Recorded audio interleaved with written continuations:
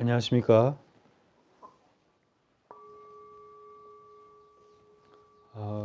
오늘 오후도 이렇게 시간을 내주셔서 고맙습니다. 다시 한번 오후 세션을 이제 시작하기 위해서 짧게 그 신구의 몸과 말과 마음을 가라앉히는 시간을 짧게 가져볼게요. 다시 한번 어깨를 조금 뒤로 돌려서 가슴을 열고, 그리고 이제 몸을 살펴보시고, 몸에서는 긴장을 풀고,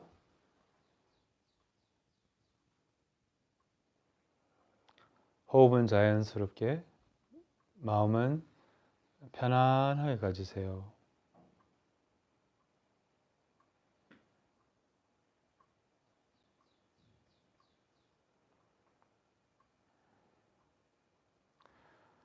오늘 세션을 시작하기 위해서 이제 따라 만tra를 같이 독성하겠습니다. 이 코로나 시기에 이 역병을 달래고 또 마음의 안정을 찾는 그런 만tra라고 달라마 준자님께서 추천을 해주셨습니다.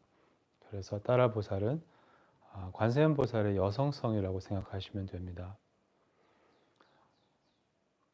따라 보살의 만tra는 옴 따레 두 따레 두레 스바하, 옴 따레 두 따레 두레 스바하입니다. 옴 따레 두 따레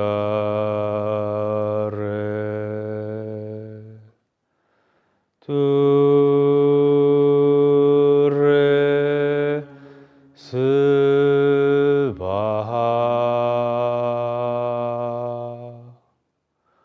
옴 따레 두 따레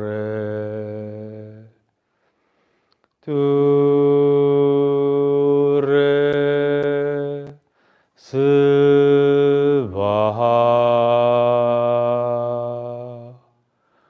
옴 따레 두 따레 두레 스바하.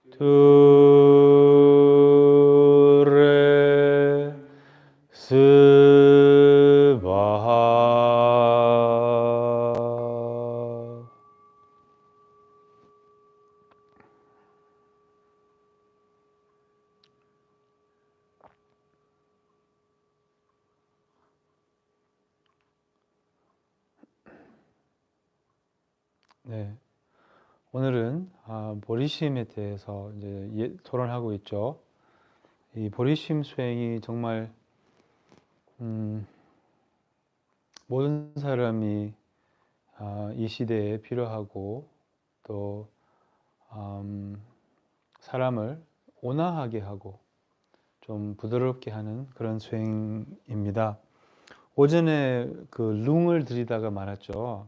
룽은 이제 구전, 이제 우리 불교 전통에서는 구전을 받는 전통이 있어요. 구전을 받으면 그 법맥의 그 가르침에 그 가피를 받는다고 하거든요. 그래서 이제 제가 읽어드릴게요. 읽어드리면 그 구전을 받는 거거든요. 구전을 받을 때는 그냥 편안하게 알아차리면서 그 구전을 듣는 겁니다.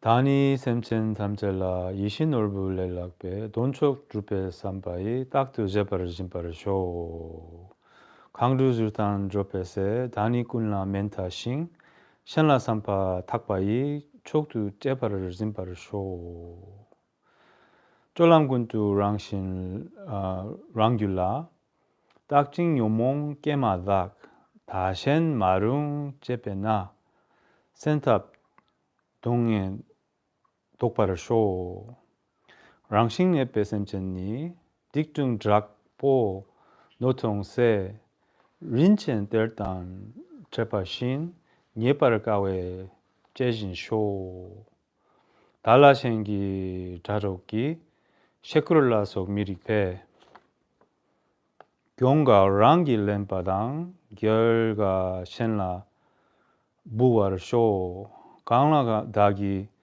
펜탁베 레와샤와 간식기 신투 미릭 노체낭 셴옌 담파르 따와르 쇼 도낭 오땅 유바이 펜덴마남 꾼라불 마인 오땅 둥에꾼 상회 달라 램파르 쇼 대다꾼 꽭 조개끼 똑배침에 마박싱 초근 규말 셰벨로 셴메 칭화 레줄쇼.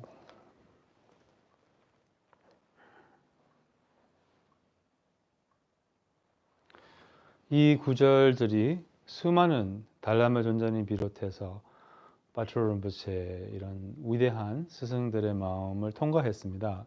그래서 가피가 있는 거죠. 오늘 이제 우리가 1시간 반 정도 우리 생방송을 나갈 건데 그동안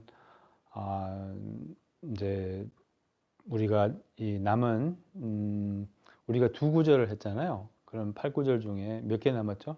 6개 남았죠. 예, 우리 수학 못한다고 아침에 수학 못해서 고통받는다고 했잖아요. 이 6개 남았는데 6개 다 이제 뭐 자세히 커버를 하려면 시간이 조금 더 많이 필요하지만 그래서 오늘은 조금 핵심을 찍고 그렇게 하도록 할게요. 이 세 번째 구절이 또 엄청 큰 구절이거든요. 세 번째 구절은 항상 내 마음을 살펴서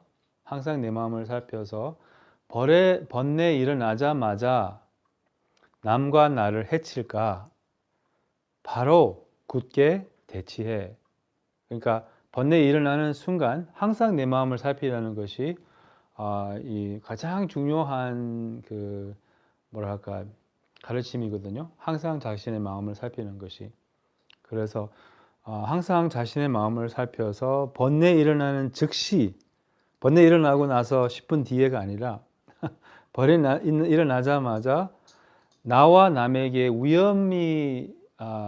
위험한 줄 알고 나에게도 위험하고 타인에게도 위험한 줄 알고 바로 굳게 대치해. 이게 대치법을 의미하거든요. 이제 대승불교에서는 이 번뇌를 대치를 해요. 그러니까 탈바꿈을 한다고 하죠. 바꾼다는 거죠. 그래서 이 대치라는 것은 반대를 의미하거든요. 영어로 하면 antidote. 독을 먹으면 그 antidote이 뭐예요? 독을 먹으면 해독제잖아요. 예, 그게 antidote라고 하거든요. 그러니까 이 반대를 의미하는 거예요. 반대. 이 물질적인 세계에서는 과학으로 이 물질적인 세계가 돌아가고 있거든요. 뭐 예를 들면 뭐 중력이 존재하고 예를 들면 추우면 요즘에 이제 많이 추웠죠. 오늘은 좀 따뜻한데 세체 명상센터에 봄이 왔어요. 너무 쾌적한데 그래서 뭐랄까 한편에는 막 이거 그냥 집어치우고 그냥 밖에 나가 예. 하여튼 그 뭐랄까 추우면 추위의 대치법이 뭘까요? 예, 더위죠. 예, 추우면 어떻게 해요? 우리 난방을 올리고 뭐 이렇게 뭐 옷을 입고 이렇게 그게 이제 더위의 대치법은 추위고 뭐 반대로 뭐 이런 거잖아요.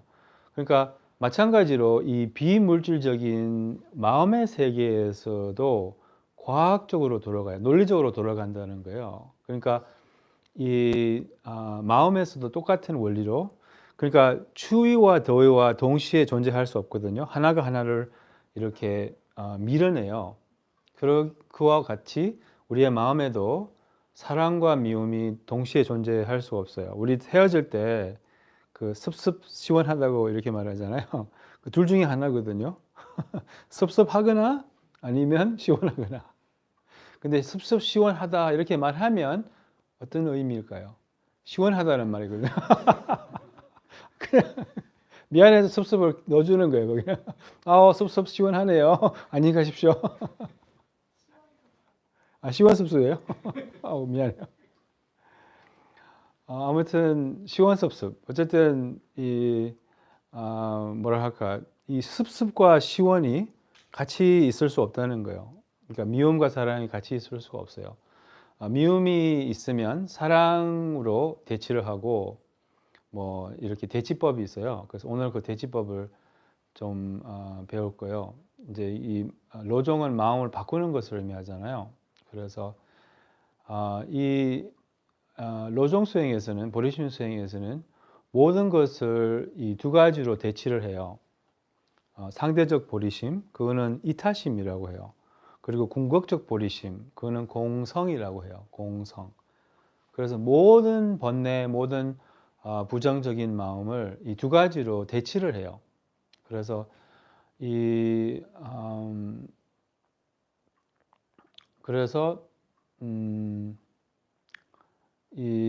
상대적, 우리가 이제 우리의 고통의 원인은 두 가지라고 아침에 말씀했잖아요. 그게 뭐였죠? 기억하세요? 모든 고통의 원인 두 가지. 아집, 아애집. 그러니까 나를 집착하는 마음과 또한 나만 아끼는 마음, 이 두 가지. 그래서 이 아집을 대체하는 것은 궁극적 보리심, 그리고 아애집을 대체하는 것은 상대적 보리심, 이타심. 근데 어떤 것이라도 사실은 이 두 가지로 대치를 할 수 있어요. 그래서 지금 배우는 것은 상대적 보리심을 배우고 있어요. 그러니까 이타심을 배우고 있어요. 대치법도 지금 이타심을 배우고 있거든요. 그래서 이 마음훈련 8구절 중에 1부터 7까지는 상대적 보리심, 이타심을 의미하고 8번째 구절은 궁극적 보리심을 의미해요. 그래서 그 궁극적 보리심은 또 공성이라고도 하고 또 우리의 그 본마음이라고도 이렇게 표현을 합니다. 그래서 오늘은 궁극적 보리심에 대해서는 많이는 이렇게 토론을 못 해요. 뭐 그게 엄청 큰 주제거든요. 그래서 상대적 보리심을 조금 우리가 이제 오늘 얘기를 많이 하고 있는데, 그래서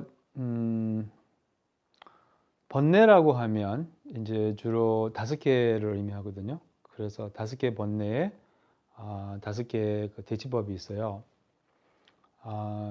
이 번뇌의 왕이 뭘까요? 번뇌의 왕, 무지라고 해요. 왜냐하면 모든 번뇌들이 이 번뇌로부터 비롯이 되거든요. 그렇기 때문에 무지라는 것은 무명이라는 것은 실상을 모른다는 뜻이에요. 고무와 무상, 공성을 모른다는 것이에요. 물성을 모른다는 것이에요.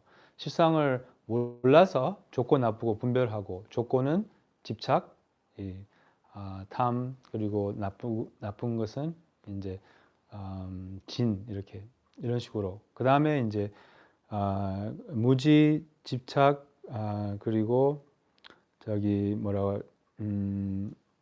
뭐랄까, 미움. 그 다음에 2가지 남았죠. 뭐죠? 질투, 시기, 질투. 또 하나 마지막 오만, 이렇게. 그래서 이 5가지의 번뇌에 5가지 대치법이 있어요. 대치법이라고 하면 그 반대를 의미하거든요. 그래서 보통 이거는 이제 어느 것부터 시작할까요? 제일 조금 뭐랄까, 분노부터 시작할까요? 분노는, 아니면 6개로 나눠서 얘기 나눠볼까요? 보통 그렇게 나누긴 하는데, 오늘은 시간 때문에 그냥 5개로 할게요. 왜냐하면 6개로 할 수도 있고 5개로 할 수 있는데, 어쨌든 분노의 대치법은 뭘까요? 구체적으로 사랑. 자비하고 조금 다르죠. 자비는 아니고 사랑이에요. 사랑과 자비가 조금 다르거든요. 분노는 쉽게 말하자면 미움이죠. 미움, 분노, 미움, 증오 같은 맥락인데, 누구를 미워하면 그 사람이 안 되기를 바라는 마음이에요. 그 사람이 고통받기를 바라는 마음이거든요. 그래서 반대, 사랑은 무슨 마음이죠? 잘 되기를 바라는 마음, 행복하기를 바라는 마음이에요. 그래서 이 분노의 대치법은 사랑이라고 할 수 있어요. 그래서 이제 화가 났을 때나 누구를 미워하면, 저도 누구를 미워한다고 말씀드렸잖아요. 이제 이 미움이 아직 남아 있어요. 그래서 조금씩 이제 닦아가고 엄청난 공부가 되고 있어요. 그래서 누구를 미우면 그것을 바로 해결하려고 안 해도 돼요. 이제 조금씩 닦아갈 수도 있거든요. 막 그리고 하루 만에 될 일도 아니에요. 오래된 미움이나 그러니까 그런 것은. 그래서 그 미움이 또 나쁜 것이 아니라는 거예요. 미움이 우리의 공부거리를 많이 주는 거죠. 누구를 그런 미운 사람이 있으면. 그래서 그 미움이 올라올 때 이제 사랑으로 대치하려고 하는 거죠. 이런 모든 그 번뇌는 올라올 때 그 번뇌를 닦을 수가 있어요. 그 번뇌의 습관을 바꿀 수가 있는 때거든요. 그게 무슨 말이냐면 후라이팬은 언제 닦아요? 뜨거울 때. 마찬가지로 우리가 번뇌가 일어날 때, 습관적인 마음이 일어날 때 그 습관을 바꿀 수가 있을 가장 이상적인 때라고 해요. 근데 화가 나면 바로 사랑을 갖는 게 어때요? 쉬운 일이에요? 어렵죠. 그래서 때로는 이제 분노가 지나가고 나서 다른 번에는 그 자리에서 바로 조금 대치법을 활용해도 괜찮은데 분노는 조금 어려워요. 분노는 이제 굉장히 강력하게 올라오고 그 당시에 뭐 사랑이 생각이 안 나죠. 그래서 분노가 조금 가라앉히고 나서 이제 가능한 만큼 그 사람의 이제 행복을 비는 거죠. 우리 사무량심 명상으로 그 사람도 나와 똑같이 행복을 원하니 행복하기를 이런 식으로 이제 분노를 대체할 수 있어요. 그리고 분노하고 그 다음에 이제 집착의 대치법은 그 집착을 하는 이유는 우리가 그 집착하는 대상이 순수하다고 생각을 하거든요. 우리는 착각이 있어요. 순수하지 못한 것을 순수하게 보고 깨끗하지 못한 것을 깨끗하게 보고 뭐 무상한 것을 영원한 것처럼 보고 뭐 이런 그 착각이 있어요. 자성이 없는 것을 자성이 있는 것처럼 보고 이렇게 이게 무지를 의미하거든요. 그래서 이 집착을 한다는 것은 그 집착의 대상을 이 대상이 순수하다고 깨끗하다고 이렇게 착각을 해서 뭐 예를 들면 남자들이 여성의 몸을 집착하잖아요. 여성은 남자의 몸을 집착을 하듯이 이제 그것을 집착을 해서 굉장히 아름답게 그린다고요. 이렇게 굉장히 이렇게 순수하게 그리고 마치 허물이 없는 것처럼. 근데 몸은 허물이 없지는 않잖아요. 또 좋은 냄새 나지 않잖아요. 아무튼 이제 그래서 집착의 대치법은 그 집착하는 대상의 그 허물을 아는 것을 의미해요. 그러니까 뭐 예를 들면 우리는 이제 물질을 집착하잖아요. 뭐 물질을 갖고 싶잖아요. 뭐 예를 들면 뭐 어떤 비싼 시계, 뭐 예를 들면 어떤 비싼 시계를 롤렉스를 갖고 싶어요. 그럼 막 이렇게 이 갈망이 일어나서 욕망이 일어나서 그것을 갖고 싶잖아요. 근데 뭐 내 월급이 뭐 그렇게 많지 않아요. 뭐 예를 들면 그래서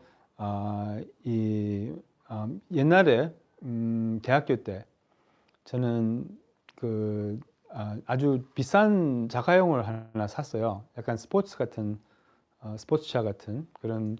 근데 저는 이미 괜찮은 차가 있었어요. 근데 거기 가서 이제 그냥 뭐라고 하지? 양식을 작성을 하고 이제 뭐 분명히 나는 뭐 알바에밖에 못 하고 뭐 이런 비싼 자가용을 뭐 이렇게 가질 수 없다고 생각해서 그냥 뭐 해봤는데 이렇게 수락이 된 거예요. 프루브가 된 거예요. 그래가지고 비싼 차를 샀어요. 처음에는 너무 좋았죠. 또 사람들이 막 질투도 하고 막 부럽기도 하고 막 근데 어떻게 됐어요? 그 달달에 나가는 그 비용 있잖아요. 너무 부담스러워지는 거예요. 감당을 못 하고. 그래서 한번 제가 그 차를 몰고 있는데 옆에 어떤 똥차가 왔어요. 신호등에. 정말 오래된 차거든요. 근데 그 차를 보고 너무 부러운 거예요. 왜냐하면 그 차는 어쨌든 달달이 내는 비용이 없지 않을까 이런 생각이 들어서 그러니까 그게 바로 우리가 집착하는 대상의 허물을 의미하는 거예요. 그래서 그 우리가 원하는 무슨 물건이 있으면 그 달달에 내야 될 그런 뭐 할부 이런 걸 생각하면 생각에 이렇게 집착이 놓아진다는 뜻이거든요. 그래서 이제 뭐 이제 불교에서는 그 부정관을 하잖아요. 이제 비구 스님들은 그 여성의 몸을 이렇게 벗겨가지고 이렇게 상상으로 벗겨가지고 그 이제 태국 이런 데는 그 부검 있잖아요. 그것을 일부러 부검 검사라고 하는가? 뭐라고 하죠? 부검, autopsy를 이렇게 직접 보고 이렇게 그렇게 명상을 한대요. 몸에 집착을 이렇게 놓기 위해서 이제 가장 이제 사람에게 가장 끈질긴 집착은 이 남자는 여성의 몸이고 여성은 남자의 몸이거든요. 그래서 이 몸이 마치 청정한 것처럼 청결한 것처럼 우리가 집착을 하는데 몸은 그렇게 청결하지 않잖아요. 그러니까 그 사실을 알면 이렇게 또 한 번은 이제 제가 길을 가고 있는데 어떤 이렇게 이상형 스님도 이상형이 있어요. 그 이상형이 지나가고 있는 거예요. 그러니까 그래서 내가 이런 생각이 딱 떠오르는 거예요. 와, 이런 분을 만나면 이런 여자를 만나면 뭐 환속해도 되겠다. 뭐 이런 생각이 엉뚱한 생각이 이렇게 떠오르는데 그리고 바로 한 5분 뒤에 어떤 할머니가 이렇게 지나가고 있는 이렇게 주름이 많고 이렇게 할머니가 이렇게 지나가고 있어요. 그래서 그 순간에 알았어요. 이분하고 같은 분이구나. 그러니까 이 젊음의 아름다움은 이제 지나가잖아요. 이렇게. 그러니까 약간 이 무상을 우리는 감지를 못하는 거예요.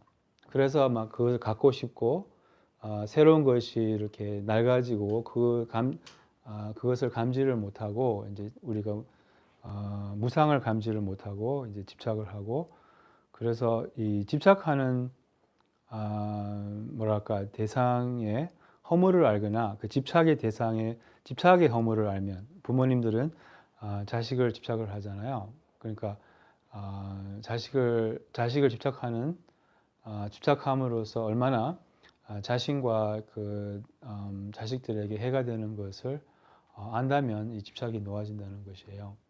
그래서 집착의 대치법은 이 집착의 대상이 순수하지 못한다는 것을 아는 것. 또한 집착의 대상이 우리는 왜 이 물건이나 사람을 집착하느냐면 그것을 가지면 행복할 줄 알아요. 그게 행복의 원인인 줄 알아요. 근데 행복은 밖에서 찾을 수가 없잖아요. 그러니까 마치 그 새로 나온 무슨 휴대폰이 새로 나오면 이제 그거를 가지면 이제 마치 이제 뭐 행복할 것 같잖아요. 근데 한동안은 행복하죠. 근데 어떻게 돼요? 이 휴대폰에 맛이 가잖아요. 맛이 간다는 것은 처음에는 맛있는데 처음에는 너무 좋은데 처음에는 보기만 해도 막 행복하고 그러는데 이제 점점 시간이 지나면 이제 낡아지고 그런 뭐랄까 그래서 이게 참된 행복의 원인이 아니라고요. 가짜 행복의 원인이죠. 가짜 행복이라고 한다면 일시적인 행복. 일시적인 행복은 진짜 행복이 아니고 우리를 속이는 행복이에요. 집착을 만드는 행복. 이게 바로 윤회에서 돌고 돌게 하는 원인이거든요. 집착. 네, 그래서 이것을 볼 수 있으면 이 집착하는 대상이 진정한 행복의 원인이 아니고 집착의 원인이고 고통의 원인이라는 것을 볼 수 있으면 이게 잘 안 보여요. 우리한테는 잘 안 보여요. 그래서 근데 볼 수 있다면 그럼 뭐랄까 이 집착이 놓아진다는 거거든요. 그 한번 인도에서 길가에서 이렇게 너무 배가 고팠어요. 그래서 이렇게 길가에서 이런 그 음식을 팔잖아요. 그래서 인도하고 네팔에서는 옥수수를 이렇게 뭐라 할까, 옥수수를 이렇게 불에 구워 가지고 팔거든요. 너무 이렇게 욕망이 이렇게 일어나더라고요. 배가 고프니까. 그런데 옥수수 파는 아줌마의 손이 너무 막 더러운 거예요. 그리고 거기 막 옆에 막 너무 지저분하고 막 쓰레기도 있고 막 그래가지고, 그러면 어떻게 됐을까요? 그 욕망이, 예, 가라앉았죠. 그 허물을 받기 때문에. 그래서 이런 식으로 집착을 대치를 할 수 있어요. 그 다음에 분노, 집착, 뭐가 남았죠? 3개 남았죠? 하나 말해보세요. 아무거나. 응? 예, 질투. 질투는 이제 이 5가지 번뇌 중에 집착과 분노가 제일 거친 번뇌라고 하거든요. 거친 번뇌라는 것은 가장 당연한 번뇌, 알아보기 쉬운 번뇌. 화가 났을 때 누가 화가 났다는 것을 모를 사람은 없잖아요. 근데 질투가 일어날 때는 스스로 잘 몰라요. 질투가 어떻게 일어나느냐 하면 다른 사람을 비판하는 마음으로 일어나요.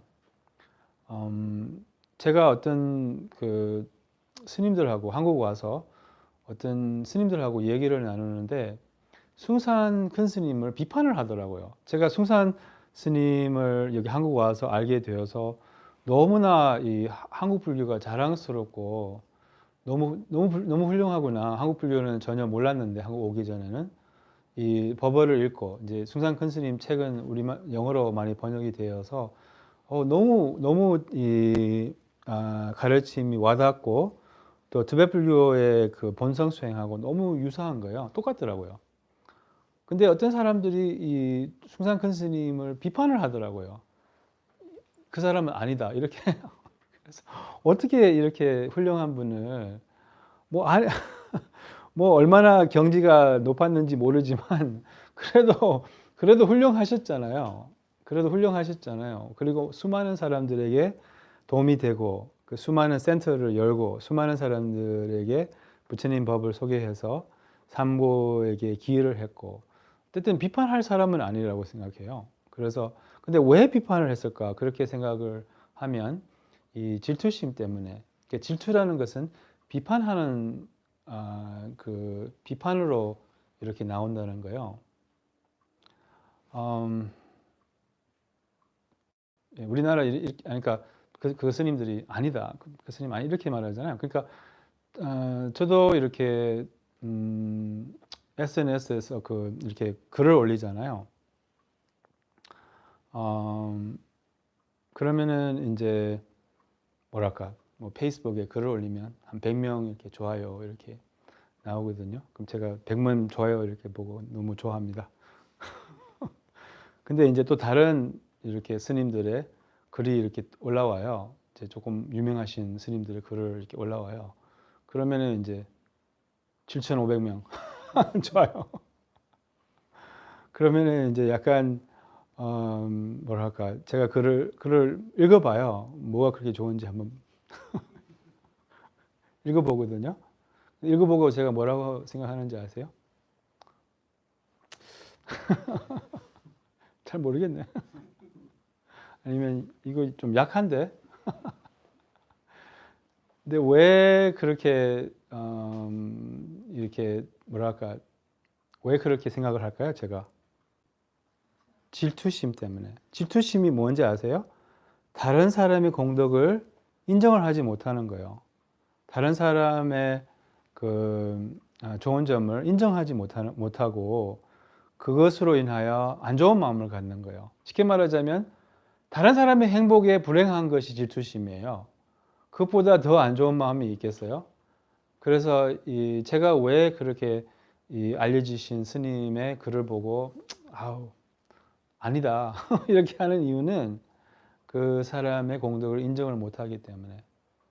얼마나 좋아요 이런 훌륭하신 그러니까 이런 분들이 이렇게 명성도 있고 뭐 많은 사람들에게 도움이 되고 또 훌륭한 공덕이 많고 이런 것을 인정을 못하는 거예요. 질투심 때문에. 질투심이 있으면 다른 사람의 좋은 점이 하나도 안 보인다고 하거든요. 그래서 그래서 비판을 이렇게 하게 되고, 그래서 우리가 이제 배워야 될 것은 수행을 통하여 우리의 냉소적인 마음 있잖아요. 어떤 비판적인 마음을 내려놓고 좀 좋게 보려고 하는 노력이 필요해요. 그래서 질투심의 대시법은 그 수위찬탄이라고 하거든요. 함께 기뻐하는 거, 함께 기뻐하는 마음.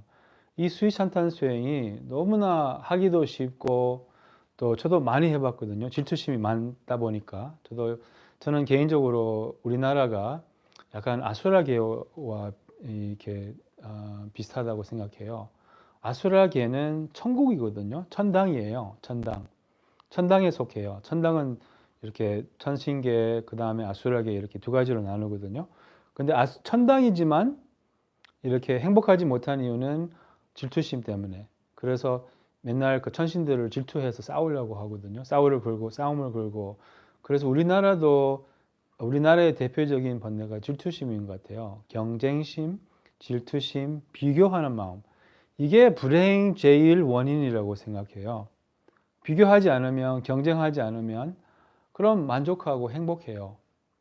근데 우리나라의 그 주요 주요 번뇌가 질투심인 것 같아요.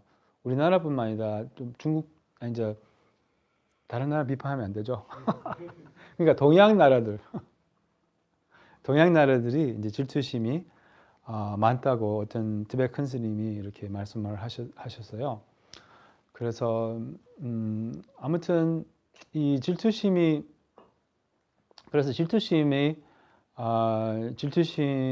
대시법은 수위찬탄이라고 한다면 함께 기뻐하는 마음. 그러니까 누가 이렇게 잘 나가는 것을 보면 그러면 함께 기뻐하는 거예요. 함께 기뻐하는 것은 우리 선수들이 올림픽 때 금메달을 따면 어떠세요? 기쁘잖아요. 그게 수위찬탄이에요.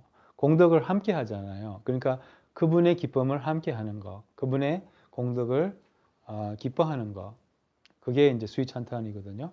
그래서 질투심이 일어날 때마다 이 수위찬탄으로 대치를 할 수 있어요. 그러니까 질투심이 일어나는 일어나서 질투심이라는 것을 알아볼 수 있다면 이게 좀 포인트거든요. 질투심이라는 것을 모르고 남을 비판하게 되니까 스스로 못 알아차리면 그럼 대처하기 어렵죠. 질투심을 대처하기 어렵죠. 그래서 이제 질투심이라는 것을 스스로 이제 그것을 알아차릴 수 있다면 이 대치법을 활용을 할 수가 있다는 거예요. 그래서 누구를 질투하면, 예를 들자면 어떤 모르겠어요. 잘생긴 사람을 보거나 아니면 예를 들면 옆집에 벤츠를 샀어요. 벤츠 발음 괜찮아요? 벤츠? 벤츠. 이제 영어 발음은 벤츠. 하여튼 그 벤츠를 샀어요. 벤츠를 하나 사가지고 그러면 우리는 어떠세요? 저는 이렇게 생각하거든요. 좀 수상한데 어떻게 그렇게 그런 좋은 차를 몰 수 있지? 그래서 그렇게 나오지 말고 어쨌든 이 공덕이 있어서 그렇게 좋은 차를 탈 수가 있어요. 얼마나 좋을까? 이렇게 좋은 자가용을 모을 수 있고 좋은 데를 살 수 있고 아니면 잘생기게 태어날 수 있고 아니면 재능이 있고 그래서 성진했구나. 함께 기뻐합니다. 수위찬탄합니다. 이렇게 할 수가 있거든요. 수위찬탄합니다. 그러면 어떻게 되는지 아세요? 그 공덕이 우리에게 와요. 이렇게 해서 아주 쉽게 공덕을 쌓을 수가 있어요. 우리가. 예를 들면 우리가 부지런하지 못하면 저 같은 경우는 조금 게으르거든요.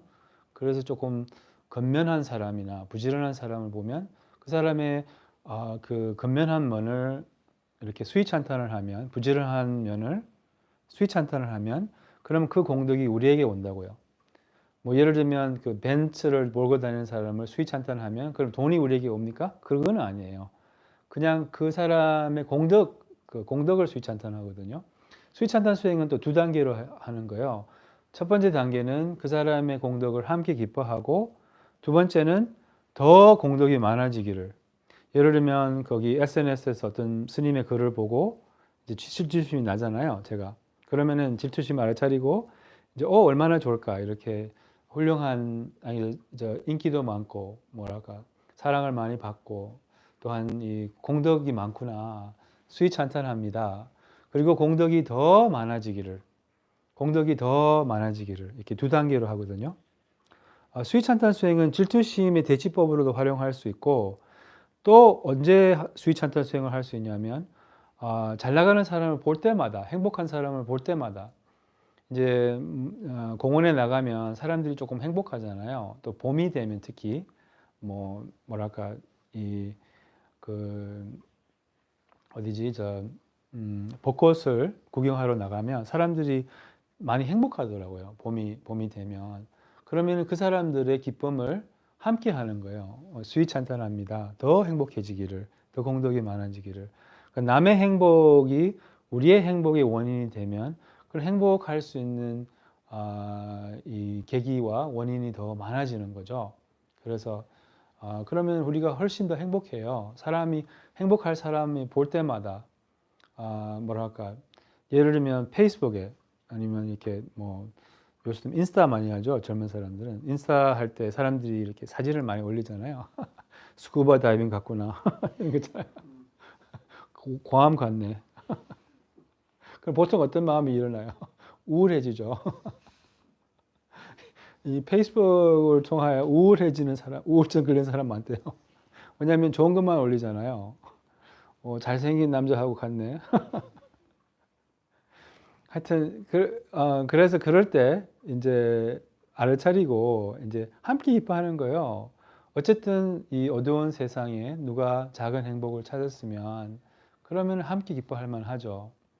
이렇게 이제 저는 페이스북을 볼 때도 이런 뭐랄까 수위찬탄 수행을 자주 하거든요. 그러니까 얼마나 좋아요. 이렇게 사람이 조그만 작은 행복을 찾았구나. 더 행복해지기를, 더 공덕이 이렇게 많아지기를 이런 식으로 이 수위찬탄 수행은 하기도 쉽고 너무 공덕을 쉽게 쌓을 수 있는 그런 수행 방법이 바로 그 수위찬탄 수행이에요. 이제 아마 여러분들은 많이 써보셨죠? 저도 많이 활용을 해봤는데 굉장히 그 덕이 많고 엄청 좋은 수행입니다. 그 다음에 뭐가 남았죠? 이제 우리 세 개 했죠. 이제 무지 해볼까요? 무지는 아까 말했지만 이 모든 번뇌의 왕이며 이 5가지 번뇌 아니면 84,000 번뇌도 있다고 하잖아요. 그 84,000 번뇌에 다 스며들어 있는 것이 무지예요. 이 무지를 하나만 이렇게 극복을 하면 모든 번뇌들은 다 없어져요. 이렇게 1 플러스 1 플러스 1 플러스. 그래서 무명만 이렇게 극복할 수 있다면 무명의 반대는 뭘까요? 그럼 지혜, 실상을 아는 지혜. 티베트 불교에서는 그것을 공성의 지혜라고도 해요. 그래서 무아의 지혜, 공성의 지혜. 그래서 공성의 지혜를 뭐랄까 이제 무지는 구체적으로 나타나는 것보다는 모든 이렇게 그 번뇌에 이렇게 같이 오는 그런 것이 무지라고 할 수 있거든요. 그래서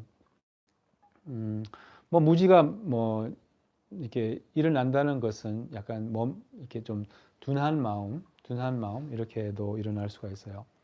하여튼 그 다음에 뭐가 남았죠? 하나 남았죠. 오만. 오만도 질투하고 비슷하게 미세한 번뇌라고 해요. 그래서 조금 알아차리기 어려운 번뇌예요. 또 왜 오만이 알아차리기 어렵냐면 긍정적이기 때문에 약간 오만은 내가 잘났다 이거잖아요. 내가 잘 나가고 있다. 이게 약간 긍정적인 마음이잖아요. 그래서 우리 시대에서는 약간 초긍정 이런 프로그램 이런 게 너무 많은 것 같아요. 그래서 불교는 초긍정이 아니거든요. 무조건 좋고 이런 게 아니에요.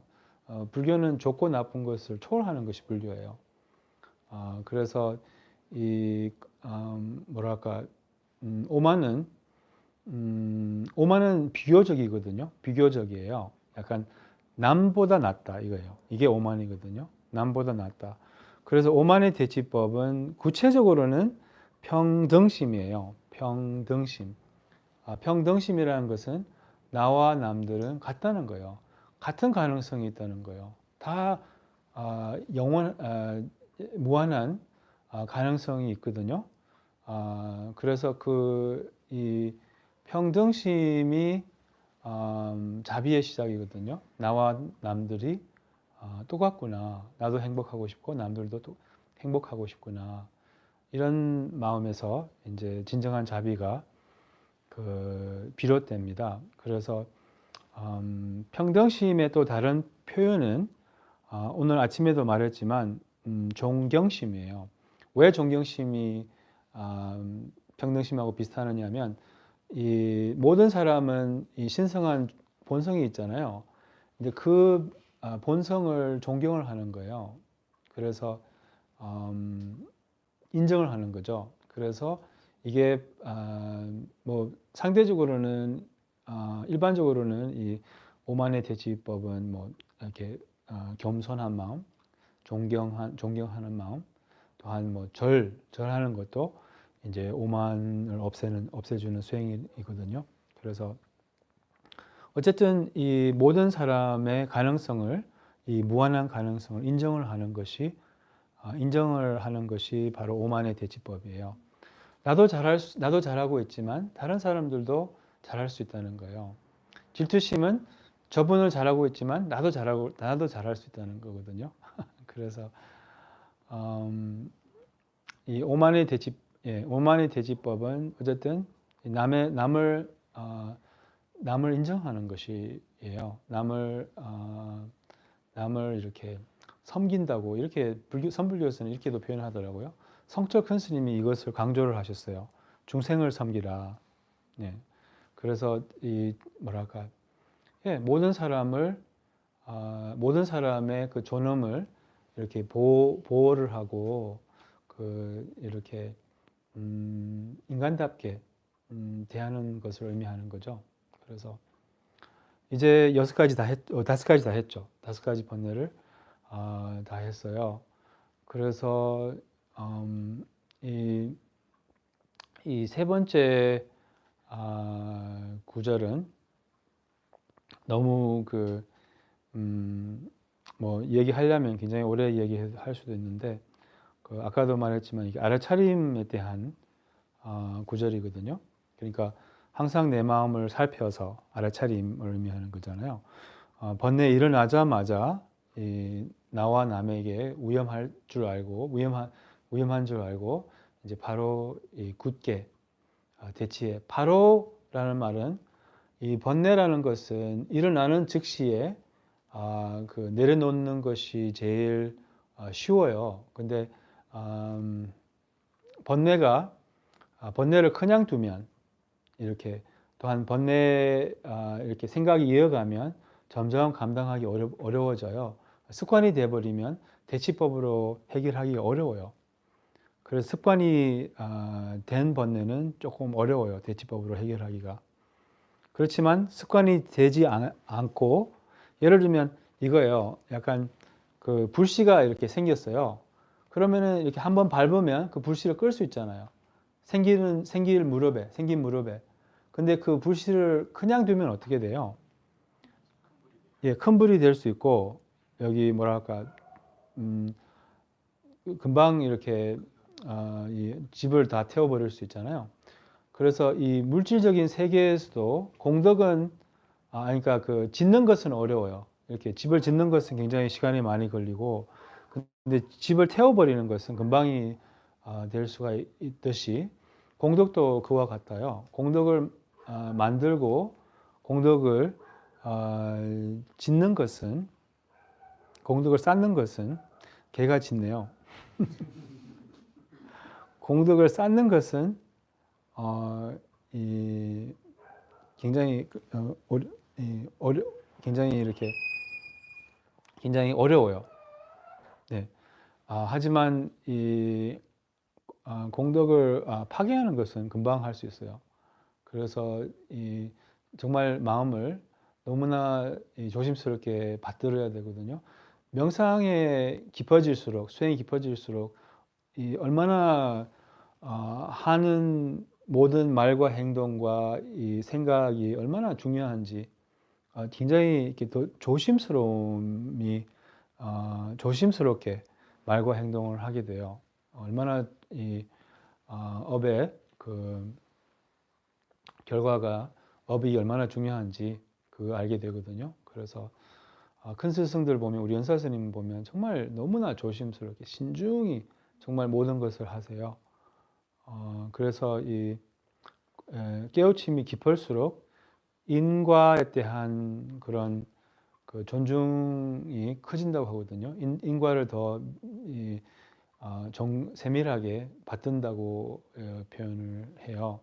깨우침이 없는 사람은 오히려 행동이 이렇게 느슨하고 또 이렇게 좀 마음대로 하는 거죠.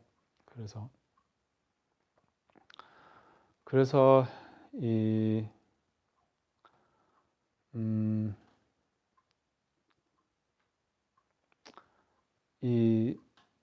번뇌가 일어날 무렵에 우리가 잘 알아차려야 되고 또 뭐랄까 예를 들자면 뭐 미움이 일어나잖아요.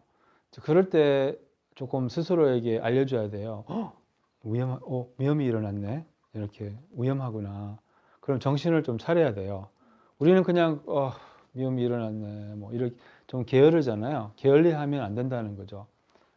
그러면은 이제 더 마음이 안 좋아지고 상하고 뭐 이렇게 그렇게 된다는 것이거든요. 그래서 이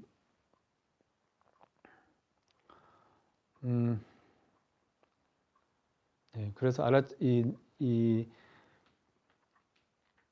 세 번째 구절은 대치법을 잘 활용하자는 거거든요. 이제 이렇게 대치법을 알면 그럼 우리가 그 번뇌가 일어나면 바로 대치법을 실천을 할 수 있고 또한 이 발언으로 우리의 번뇌를 대처를 할 수 있어요. 예를 들자면 화가 나면 사랑의 발언을 할 수 있어요. 내가 언제든지 분노에 넘어가지 않고 항상 모든 사람에게 어떤 누구에게도 해가 되지 않고 누구의 고통에 기여하지 않고 항상 순수한 마음을 갖게 하소서, 항상 선한 마음을 갖게 하소서, 항상 사랑의 마음을 갖게 하소서. 질투심이 일어나면 이 남의 공덕을 인정할 수 있고 또 항상 남의 공덕을 키워줄 수 있고 뭐 이렇게 이 뭐랄까 질투심에 휩쓸려가지 않도록 하소서. 뭐 집착이 일어나면 예를 들면 이제 저는 스님이잖아요. 근데 스님이니까 이제 스님이니까 사람들은 이제 뭐 여성에 대한 무슨 욕망이 없는 줄 아는 사람들도 있더라고요. 머리 깎는다고 해서 그게 없어지지는 않거든요. 제가 농담으로 이제 20년 동안 수행을 했는데 확실히 더 심해졌어요. 그러니까 그 욕망이 일어나는 순간 이렇게 발언을 할 수 있어요. 항상 그 뭐랄까 욕망을 벗어난 마음의 평화를 알게 하소서. 뭐 이렇게 아니면 뭐 뭐랄까 감각적인 즐거움을 초월한 진정한 행복, 마음의 평화를 알게 하소서. 아니면 뭐 이렇게 순수한 모든 뭐 사람들하고 순수한 관계를 갖게 하소서. 이런 식으로 어쨌든 조금 뭐랄까 발언으로 대치를 할 수가 있어요. 또 이것도 한 가지 그런 방법입니다.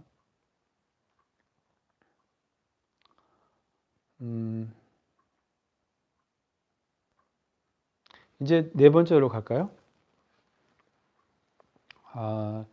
네 번째는 성품 나쁜 사람이 악행으로 고통을 받고 있을 때 값진 보물을 찾듯이 귀중하게 아끼게 하소서. 이제 여기서는 이 뭐랄까 조금 독특한 사람을 의미하는 거예요. 혹시 여러분 주변에 그런 분이 있으세요? 좀 뭐랄까 그 조금 번뇌가 많고 뭐 이런 사람 있잖아요. 그 뭐랄까 조금 이렇게 집착이 많거나 뭐 이런 성품이 조금 안 좋은 사람, 성질이 조금 나쁜 사람, 그런 사람 혹시 주변에 아세요? 나? 자신?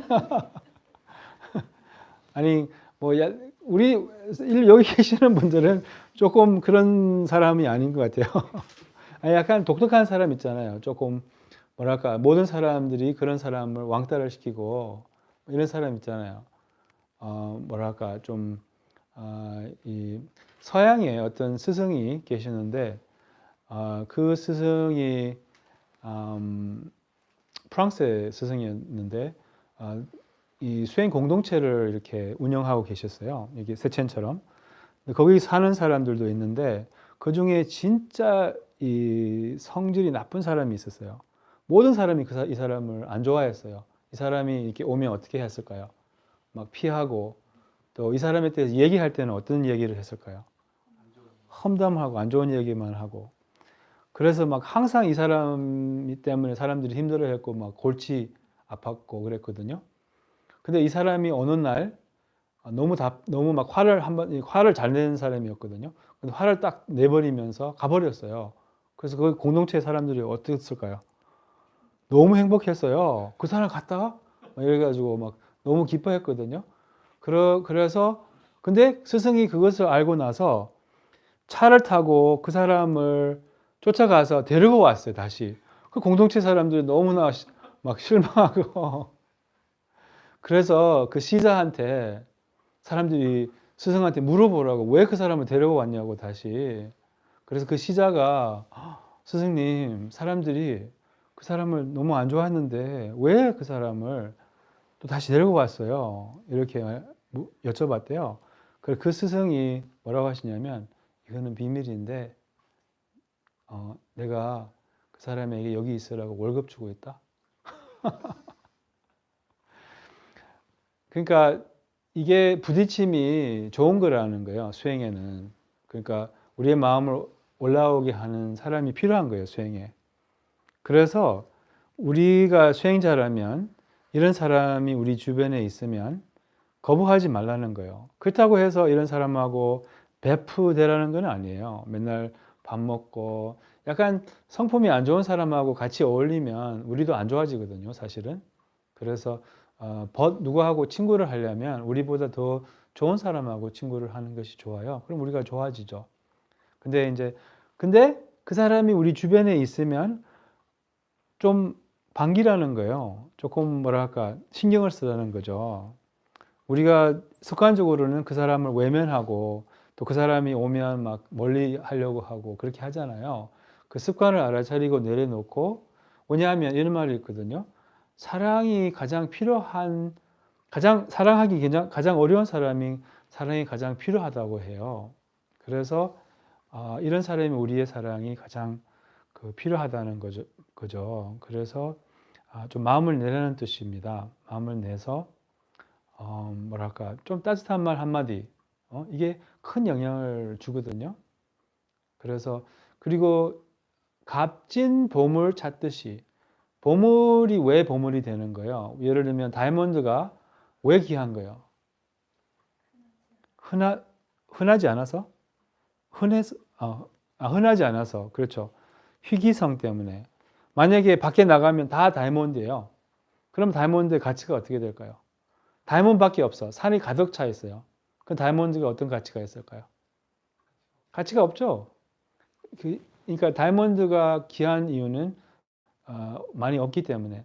그래서 이런 사람들은 이런 약간 독특한 사람들 있잖아요. 막 화를 많이 내고 뭐 약간 자기 집착이 강하고 이런 사람이 아픈 사람이에요. 우리도 다 아픈데 이 사람은 좀 각별히 아픈 사람이에요. 그러면 어떻게 우리가 대해야 될까요? 신경을 더 써야 되죠. 그래서 이렇게 표현하거든요. 엄마 있잖아요. 엄마가 자식들 중에 한 명이 이렇게 귀신이 들어왔어요. 그럼 뭐라고 하지? 귀신이 들어왔어요. 그러면 어떻게 될까요? 그 자식을 버릴까요? 아니죠. 더 마음이 아프잖아요. 더 신경을 쓰잖아요. 이 사람들도 귀신이 들어간 거예요. 번뇌의 귀신, 습관의 귀신이 들어간 거예요. 여러분, 우리도 다 귀신이 들어있어요. 번뇌의 귀신. 귀신이 사로잡혀서 뭐랄까, 그렇게 행동하는 거예요. 그 사람의 배경을 보면 정말 안 됐거든요. 분명히 그 가정이 안정하지 못했고, 아마 뭐 엄마나 아빠나 없었고, 뭐 이런 경우가 많거든요. 그런 사람의 배경을 보면 아픈 역사가 있는 거예요. 불성이 있는데도 불구하고 이 습관에 집착을 해서 너무 뭐랄까, 안 좋은 배경에 자라서 자신과 남들에게 해가 되는 행동을 이제 각별히 많이 하는 사람이에요. 그래서 그런 사람을 보면 이제 신경을 조금 더 쓰자 이 말이죠. 맨날 같이 뭐 밥 먹자 이런 거는 아니죠. 근데 이제 그냥 같이 있는 동안 그 사람의 현존을 거부하지 말고 그 사람을 조금 더 따뜻하게 이렇게 하면 이게 큰 영향을 미치고, 그런 사람은 따뜻한 말 한마디에 너무나 감사해요. 잘 그런 대함을 못 받았기 때문에. 그래서 그런 분들이 보물이에요, 보물. 다이몬드를 찾은 것처럼 귀중하게 아끼자는 거죠. 그래서 성품 나쁜 사람이 악행으로 받고 있을 때 값진 보물 찾듯이 귀중하게, 소중하게 아끼자는 거예요. 그래서 정말 여러분 주변에 보물 같은 분이 계신다면, 그럼 조금만 마음을 내어서 이제 이렇게 하면 어떻게 될까요? 우리의 업이 닦아져요. 그래서 네. 다음 구절로 가볼까요? 다음 구절은 남이 질투 때문에 나를 비방할 때는 패배 내가 지니고 승리 남게 바치길. 패배 내가 지니고 승리 남게 주는 것이 이 로종의 핵심적인 요소예요. 그러니까 우리가 이제 다른 사람하고 갈등이 있을 때 둘 다 이기려고 하잖아요. 그럼 어떻게 돼요? 둘 다 지죠. 이게 lose-lose예요. lose-lose. win-win 하려면 그럼 한 사람이 지야 돼요. 우리 여기 부부관계가 참 쉽지 않잖아요. 그래서 이렇게 처음에는 좋지만 이제 어느 때부터 이제 어려워지잖아요. 물론 안 어려워지는 사람도 있지만 예, 거의 없어요. 근데 죄송합니다.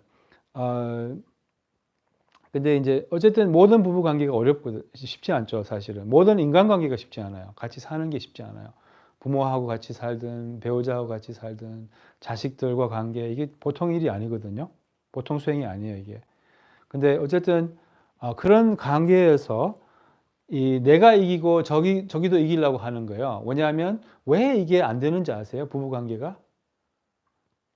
내가 에고고 저쪽도 에고예요.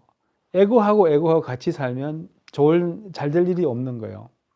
그래서 한 에고는 그래도 덜 에고해야 된다고요. 그러니까 한 에고는 지어야 된다는 거예요. 자기 에고를 내려놓을 줄 알아야 돼요. 그렇게 하면 잘 돼요, 관계가. 둘 다 변해요.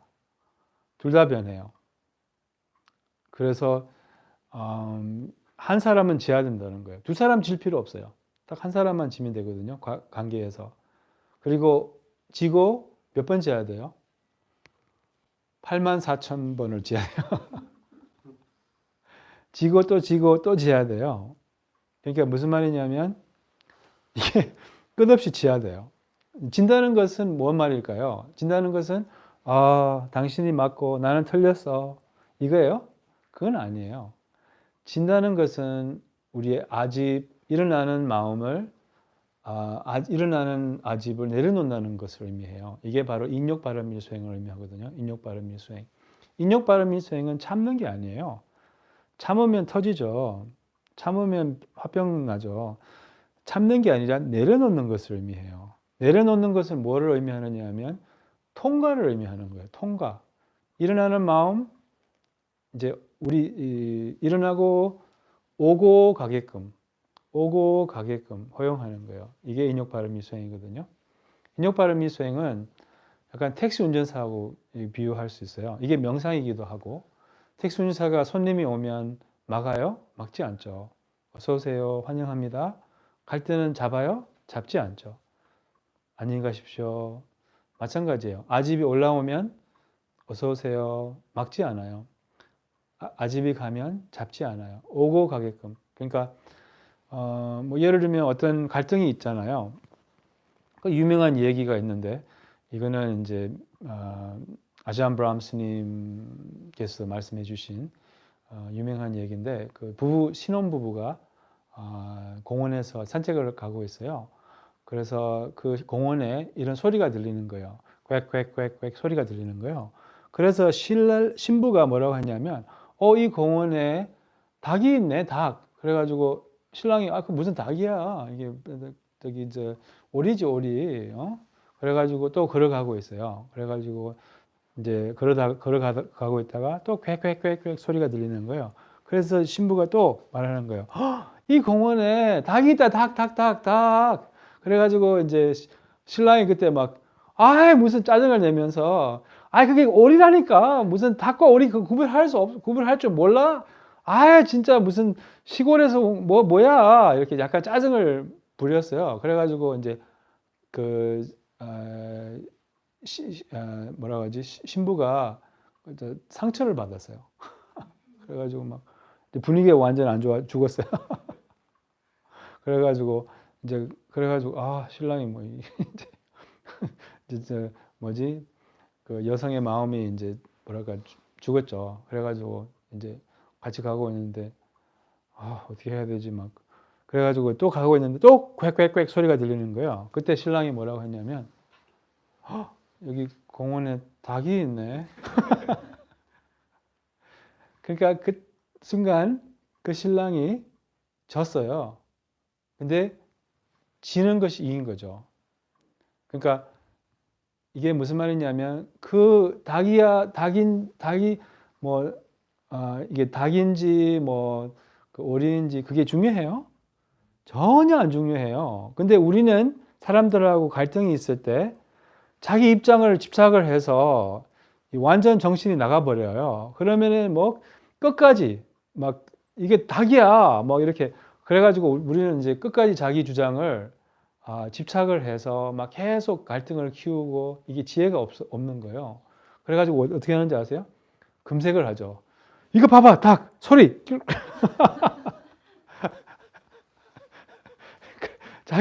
자기가 맞다는 것을 자기가 맞고 틀리고 이게 아무 상관없어요.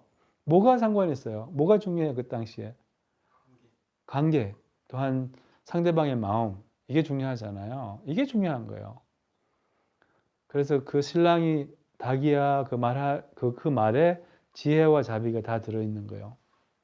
그래서 우리는 질 줄 모르기 때문에 이게 온갖 불필요한 고통을 만드는 거예요. 그냥 한순간만 내려놓을 수 있으면 끝인데 내려놓을 줄 몰라가지고 막 갈등을 키우기만 하고 그렇잖아요. 그래서 질 줄 알아야 돼요 우리가. 근데 이 지는 게 아까 아침에도 말씀드렸지만 이 보통 수행이 아니에요. 한번 지어 보세요. 절대 안 집니다.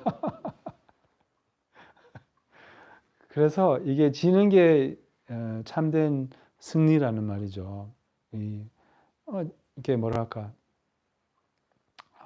지는 연습을 할 수 있으면 한 번만 질 수 있으면 업장소멸이에요. 그게 공덕 자량이에요. 한 번만 질 수 있으면. 그래서 지는 방법은 구체적으로 뭐 이제 이게 명상이거든요. 그래서 그 방법은 우리 종종 이렇게 유튜브를 통하여 이제 종종 그런 방법을 알려드릴게요. 어떻게 자기의 그 아집을 내려놓을 수 있는지. 그래서 어쨌든 이 자기의 그 아집을 내려놓고 패배 내가 지니고 승리 남게 바치길. 이게 무슨 말이냐면 패배 내가 지닌다는 것은 패배를 내가 진다는 것은 바로 아집을 내려놓는 것을 의미하고 승리 남에게 준다는 것은 상대방의 입장을 이해하는 것을 의미해요. 그 신랑이 닭이야라고 인정을 하는 순간 본인이 지고 또 상대방의 마음을 헤아렸다는 거예요. 그게 바로 승리 남에게 주는 것을 의미하거든요. 그래서 당신이 맞고 내가 틀렸어 이런 게 아니라는 이게 아니에요. 자기 아집을 내려놓고 상대방에 대한 자비심을 갖는 거예요. 자비심이라는 것은 상대방의 입장을 이해하는 것을 의미하거든요. 그래서 어떤 사람이 이제 아주 훌륭한 법회가 있었어요. 이제 큰 스님 법회가 있고 그 어떤 사람이 나한테 와서 나는 너무 막 들뜨고 있었어요. 너무 행복했죠. 이제 그분이 이제 모든 사람들이 법회 너무 좋았어요. 뭐 이렇게 했는데 그분이 나한테 와서 좀 이번 법회는 조금 실망스러웠네요. 뭐 이렇게 그래서 마음이 확 올라오는 거예요. 너무 법회가 좋았는데 어떻게 그런 말을 할 수 있지? 뭐 이렇게 그래가지고 그 아집을 집착을 했으면 막 그 사람하고 싸웠겠죠. 아니야 이 법회가 얼마나 좋았는데 뭐랄까 근데 좀 내려놓을 수가 있었어요 그때. 그러면은 그 사람이 왜 그런 말을 했는지 이게 보이는 거예요. 그 사람은 약간 자기 입장에서는 이것을 약간 인정을 못 하는 거예요. 그리고 약간 지추심으로. 그래서 그 사람의 마음에 이해가 되는 거예요. 왜 그렇게 말했는지. 뜨끔없는 말은 아무도 안 하거든요, 사실은. 항상 원인이 있어요. 그 원인이 우리한테는 안 보이거든요. 자기 입장을 주착을 하면. 자기 입장을 내려놓을 수 있으면 상대방의 마음이 보여요. 상대방이 하는 말이나 행동을 집착을 하면 그 말이 마음에 안 보인다는 거죠. 그러니까 사람들은 이 자기의 이 집착 때문에 이렇게 안 좋은 상처 주는 말을 하고 그러거든요. 나빠서 그렇게 말하는 게 아니에요. 잘 몰라서 그렇게 말을 해요. 그게 보인다고요. 상대방이 잘 몰라서 그렇게 말을 하는구나. 상대방이 잘 몰라서, 아니면 상대방이 아파서, 마음이 아파서, 상처가 있어서 이렇게 말을 하는 거예요. 이게 보인다고요. 이게 보이면 그게 자비심이에요. 그러면은 그 사람에게 맞는 말을 할 수 있어요. 그러면은 이렇게 거칠게 안 나오고 그 사람의 대한 자비심이 일어난다고요. 그러면 그 자비심에 따라서 말과 행동을 하게 되죠. 그게 바로 승리 남에게 주는 것을 의미하거든요. 이게 바로 로종의 핵심이에요. 패배 내가 지니고 승리 남에게 주는 거. 정말 이 티베트불교의 공덕 중에 하나가 사람들은 집중 수행에 들어가서 하루 종일 앉아 있어서 해탈하는 게 아니에요. 이 평범한 사람들이 깨우친 사람들이 너무 많아요. 티베트불교에서는. 산에 우리 미교림체님께서 뭐라고 하시냐면 당신 거기 고향에 가면 할머니 할아버지들이 그냥 하루 종일 마니차를 돌리면서 그냥 오마이 밤에 너무 보기에는 그냥 평범한 할아버지 할머니 같은데 다 도인들이 돼요. 그것은 내려놓는 연습을 했기 때문이죠. 그래서 우리도 마찬가지로 이 사람들의 부딪힘과 갈등을 통하여 우리가 이 마음을 닦을 수 있다면, 아집을 내려놓을 수 있으면, 그럼 집중수행 안 들어가도 이런 고행을 안 해도, 손가락을 잘라서 무슨 고행을 안 해도 소신공 뭐라고 하지, 이런 것을 안 해도 그냥 업을 닦을 수가 있고 아집을 닦을 수 있고 도인이 될 수가 있다는 거예요. 이게 숨은 도인이라고 하거든요.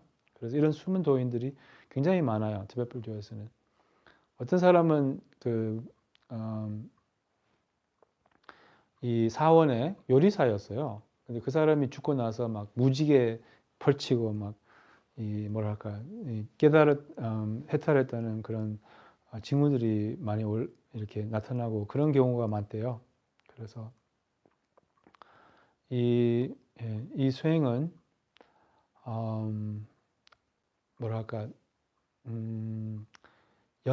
이 바른 원리를 알고 또한 조금씩 우리 하루하루 이렇게 지내갈 때 지내면서 하루하루 살면서 조금씩 조금씩 그 연습을 할 수 있으면 우리의 삶을 바꿔줄 거예요. 또한 우리의 인간관계가 급진적으로 바뀌어요. 내려놓는 연습을 하면. 근데 여러분 집에서 이런 마음이 올라올 수 있는 마음을 보고 내려놓을 수 있는 기회들이 많으면 복이 많은 거예요. 어떤 티벳 그 스님들은 너무나 이렇게 태평하게 지내서 뭐 예를 들면 어떤 그 동굴에 들어가서 제가 아는 제가 아는 스님은 아니지만 어떤 위대한 스승이 계셨어요. 그 암테물바체님이라고. 암테물바체 죽박가기요의 위대한 스승이었거든요. 암테물바체님이 우리나라하고 깊은 인연이 있어요.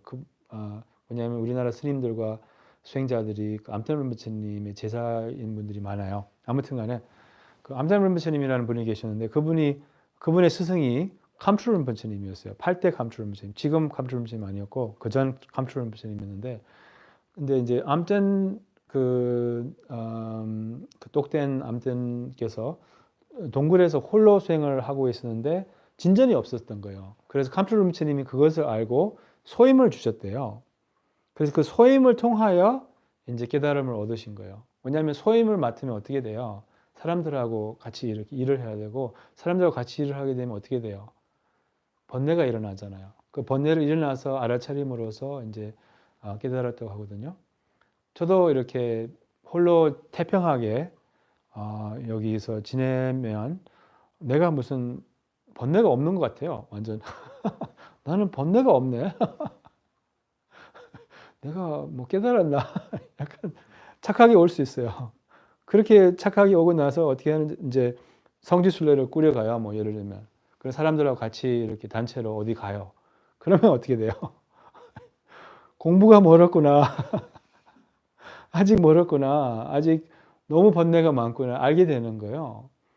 그래서 이 홀로 뭐 태평하게 지내면 잘 모를 수 있어요. 근데 사람들하고 이렇게 같이 있으면 그런 번뇌가 일어난다는 거예요. 그러면은 그때 그게 바로 수행할 수 있는, 내려놓을 수 있는 너무나 소중한 기회라는 것이에요. 그래서 그런 기회가 있다면 여러분들이 그런 기회가 있다면 그럼 놓치지 말고 꼭 이 수행을 통하여 내려놓고 내려놓을 수 있으면 자기 업장 소멸을 할 수 있고 또한 인간관계를 좋게 할 수 있어요.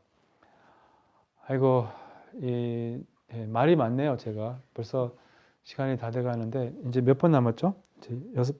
그 다음에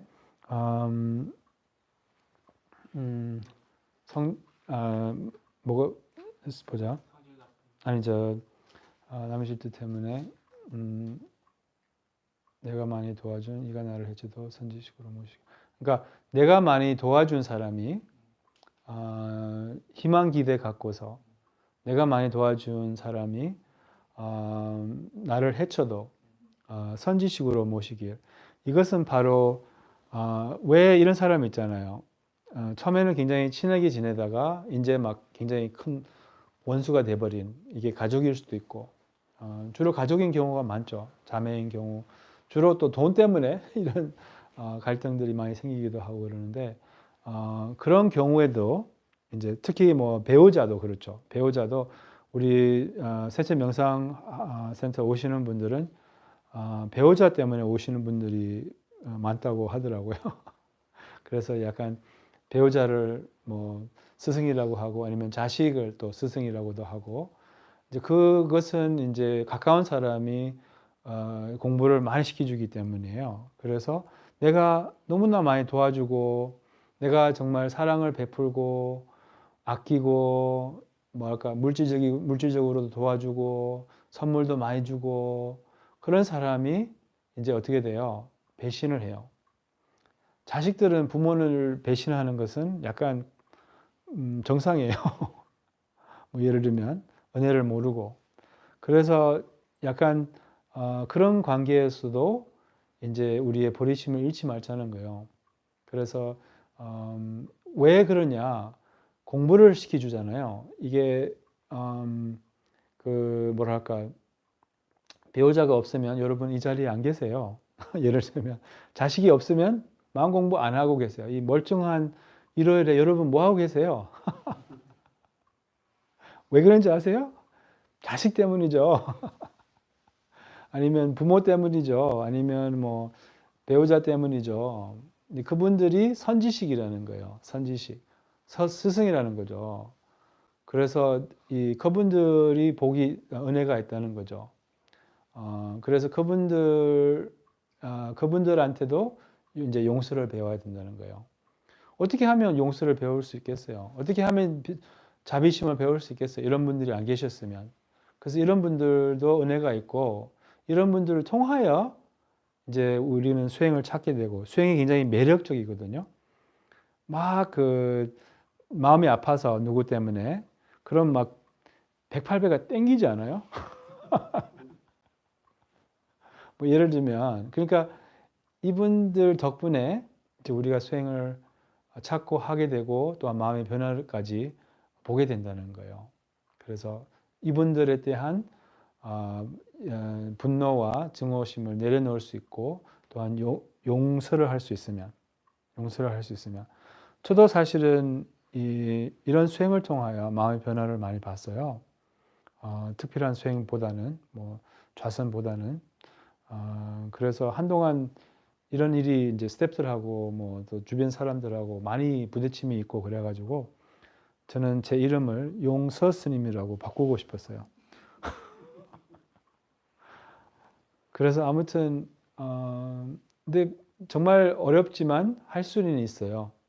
그래서 이런 수행을 하면 마음의 변화도 오고 그렇게 이제 뭐랄까 또 그분들께 진정한 그런 감사한 마음이 일어나요.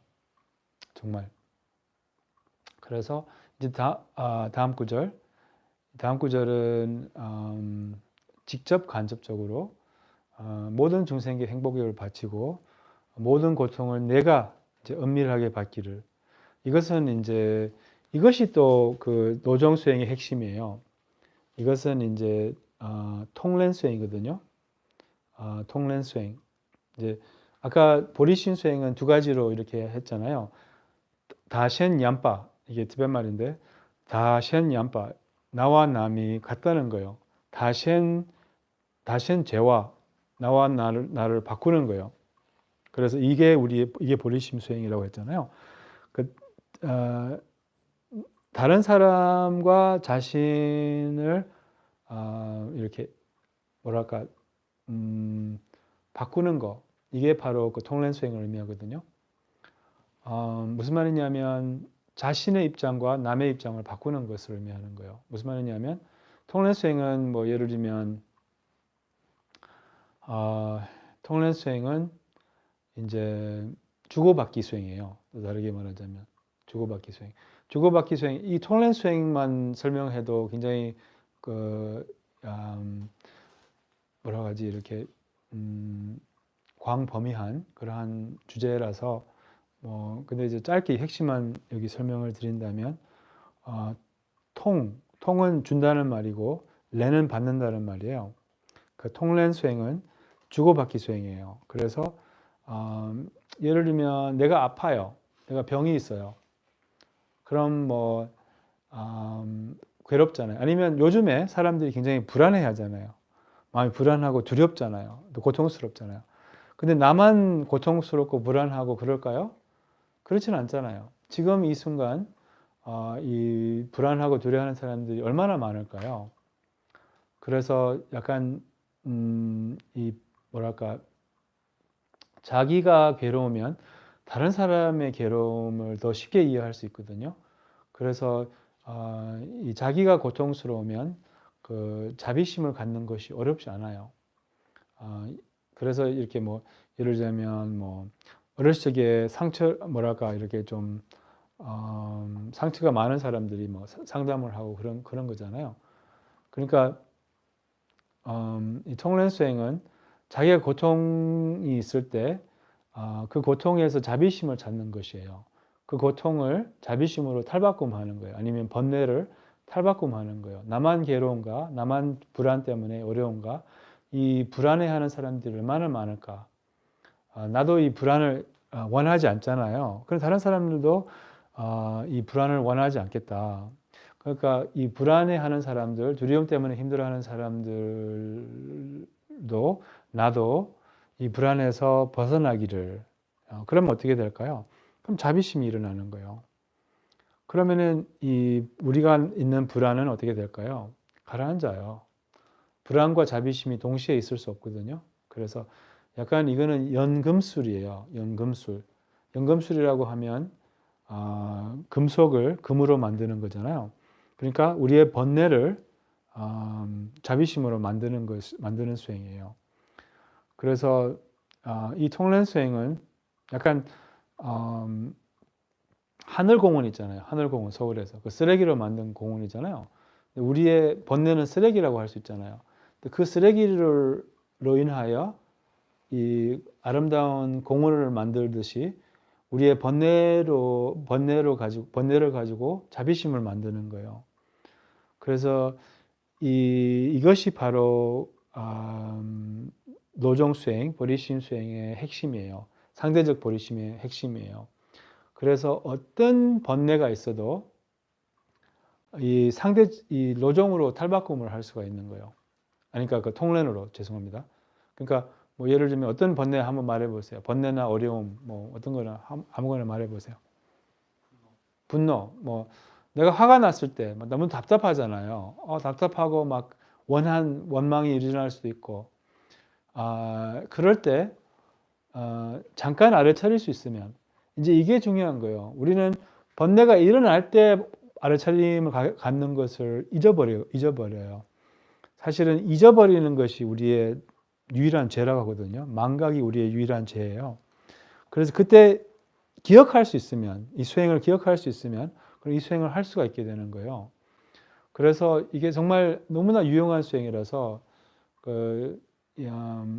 어떤 번뇌가 있어도, 어떤 안 좋은 마음이 있어도 그 순간에 이 통련 수행을 기억할 수 있으면 자비심으로 바꿀 수가 있어요. 나만 힘든가, 이게 화가 나서 분노 때문에 지금 이 순간 나처럼 답답해하는 사람들이 얼마나 많을까? 분노 때문에, 화가 나서. 나도 이 분노 때문에 힘든데 그들도 얼마나 힘들까? 그래서 그들도 나도 이 분노로부터 자유로워지기를, 이렇게. 그러면 어떻게 돼요?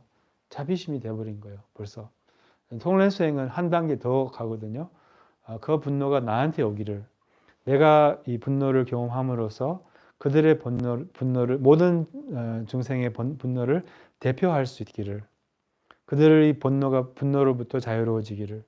이 마지막 단계는 뭐 해도 되고 안 해도 되고, 이제 오늘 구체적인 이런 방법들은 조금 설명할 시간이 안 되는데, 그렇지만 이것만 하셔도 돼요. 자비심까지만. 그러니까 또 다른 거 하나만 더 말해보세요. 분노 말고도 뭐 어떤 거. 아무 어려움. 어떤 어려움도 괜찮거든요. 한번 말해보세요. 어떤 어려움도. 두려움. 뭐 하여튼 두려움도 마찬가지예요. 똑같이. 그러니까 두려움은 이제 제가 잠깐 이미 했기 때문에, 뭐 예를 들면 뭐 게으름, 무기력, 뭐 아니면 뭐 슬픔, 이거 다 자비심의 재료예요. 그래서 그럴 때마다 기억을 할 수 있으면, 나만 이렇게 뭐 게으름 때문에 힘든가, 나만 그 무기력 때문에 힘든가, 이렇게 생각을 해서 모든 중생 이런 고통, 이런 무기력으로부터 벗어나기를, 나도 모든 중생도 이런 무기력에서 벗어나기를, 약간 이렇게 자비심을 이렇게 가질 수 있어요.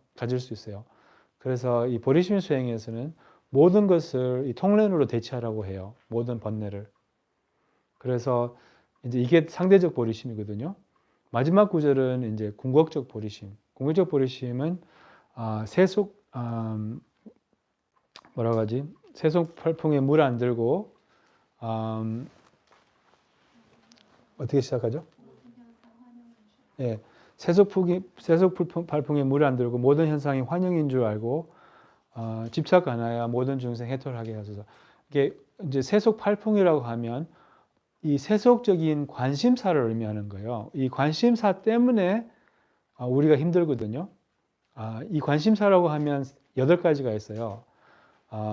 부와 빈곤, 예, 이게 좋고 나쁘고 바람과 두려움이거든요. 이게 우리 번뇌예요.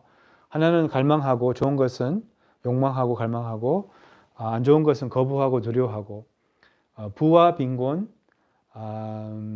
칭찬과 비난, 명예와 불명예, 또한 명성과 악명, 그리고 예, 그리고 이제 마지막으로 즐거움과 고통, 아니면 뭐 쾌락과 통증, 뭐 이렇게도 정리할 수 있고요.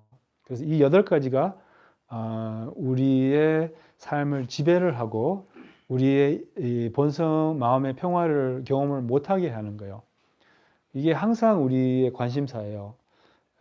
돈을 가지려고 하고, 또 돈이 있는 사람들은 평화롭지 못한 이유는 빈곤을 굉장히 두려워해요.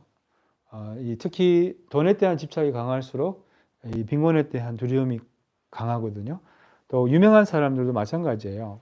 불명예를 엄청 두려워해요. 뭐 예를 들면, 그리고 뭐 칭찬을 좋아하면, 인정을 바라면 그런 막 비난 비판을 너무 두려워하고, 그래서 이 모든 것이 공하거든요. 공하다는 것은 실제로 존재하지 않는다는 거예요. 뭐 이제 5분 남았는데 공성을 설명하기가 좀 그런데, 쉽게를 이해한다면 약간 꿈속에서 일어나는 일들이 있었잖아요. 뭐 꿈속에서 복권을 탔어요. 뭐 예를 들면 그럼 행복하잖아요. 근데 꿈에서 깨면 그 꿈이잖아요. 실제로 있지 않았잖아요. 이 생의 모든 일이 그와 같다고요. 그것을 모르고, 공한 본질을 모르고, 무상한 본질을 모르고, 또 그게 마치 실제 있는 것처럼 집착을 해서 우리가 이제 윤회를 하게 되는 거예요. 그래서 그 집착을 벗어난 공한 공성을 깨우쳐서 이제 그게 이제 궁극적 보리심, 공성 수행이에요. 공성은 뭐 예를 들면 뭐 분노 있잖아요. 뭐 분노도 상대적 보리심은 아까 통련 수행으로 대치를 하고, 분노가 일어날 때 궁극적 보리심은 공성으로 대치를 하는 거예요. 공성은 그 분노의 공한 본질을 알아보는 것이 바로 공성 수행이거든요. 약간 그냥 두는 것을 의미하는 거예요. 그냥 두는 거.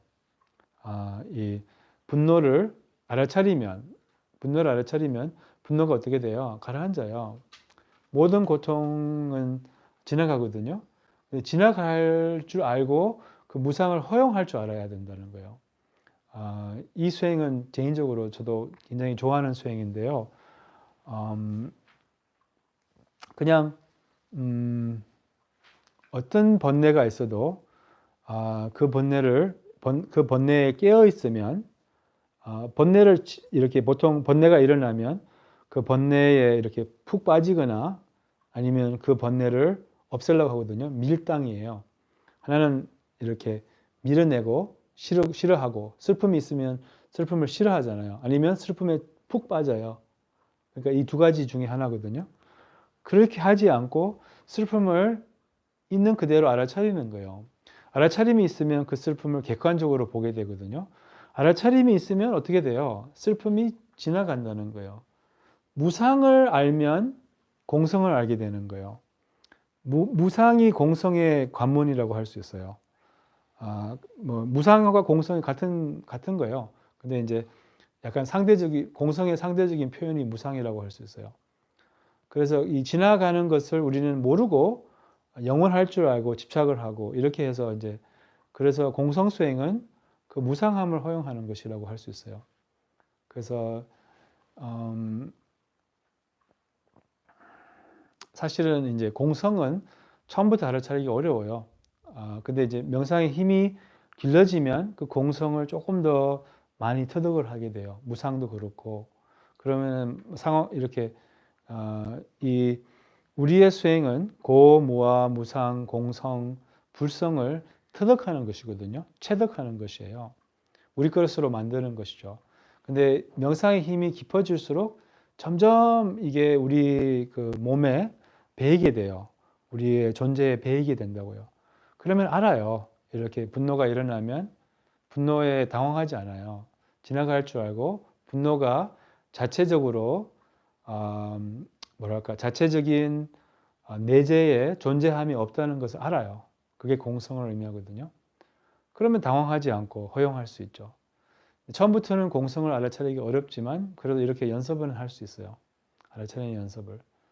그래서 이제 이게 공성 수행. 공성 수행은 또 다르게 말하자면 우리의 본성 수행하고 유사해요. 똑같은 거예요. 우리의 본마음 수행. 그래서 이렇게 해서 이제 우리의 그 번뇌를 대체하는 것을 배워야 돼요. 그래서 번뇌도 그렇고 또 슬픔과 불안과 두려움은 번뇌가 아니에요. 누구에게 이렇게 대상이 없기 때문에.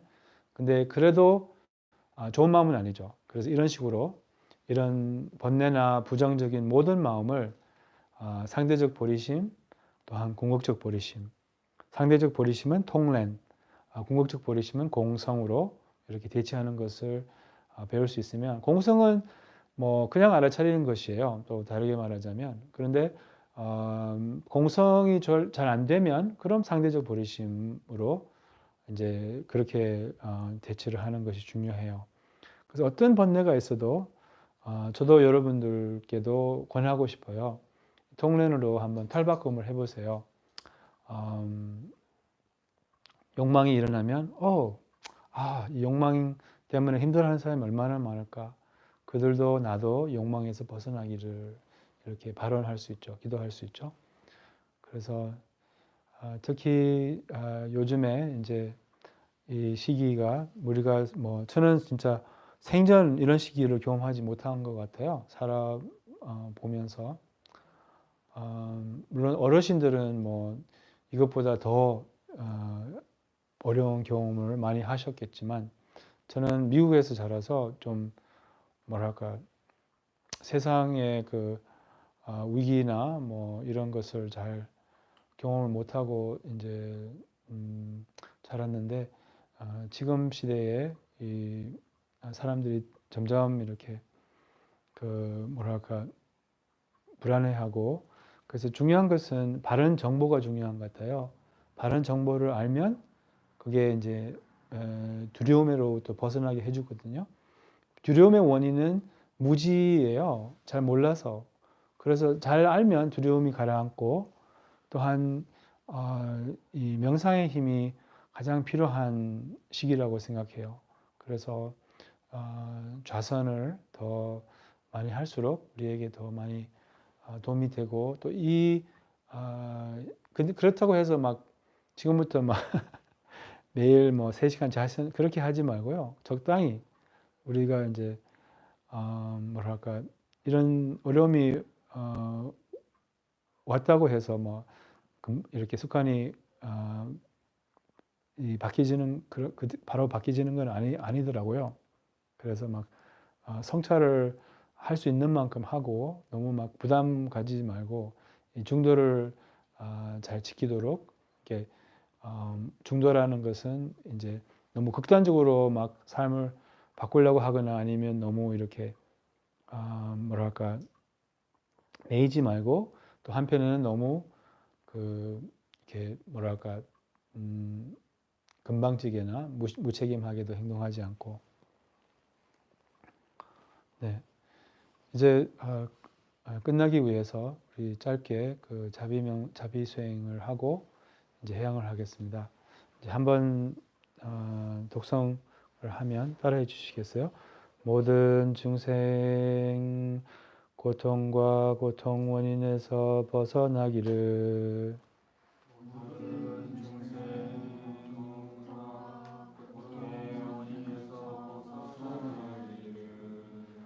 모든 중생 행복과 행복의 원인 같기를.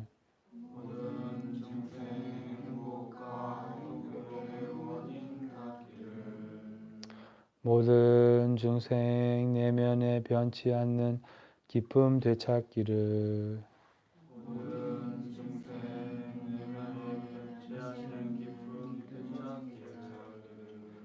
모든 중생 애정 없는 평등심에 평화 알기를. 모든 중생 애증 없는 평등심의 평화알기를. 이 공덕과 삼세의 공덕을 이 공덕과 삼세의 공덕을 불보살들의 회양을 본받아서 불보살들의 회양을 본받아서 한량없는 중생 성불에 회양합니다. 한량없는 중생 성불에 회양합니다. 모든 중생 행복의 보태입니다. 모든 중생 성불의 보태입니다. 모든 중생 행복하기를. 모든 중생 행복하기를. 모든 중생 고통에서 벗어나기를. 모든 중생 고통에서 벗어나기를. 모든 중생 마음의 안정을 찾기를. 모든 중생 마음의 안정을 찾기를. 보배롭고 수승한 보리심 보배롭고 수승한 보리심 없는 이에 생기고 없는 이에 생기고 있는 이에 줄지 않고 있는 이에 줄지 않고 더욱 증장하소서. 더욱 증장하소서. 허공 남아있는 한 허공 남아있는 한 중생 남아있는 한 중생 남아있는 한 나도 남아있어서 나도 남아있어서 중생 고통 없애게 중생 고통 없애게 하소서.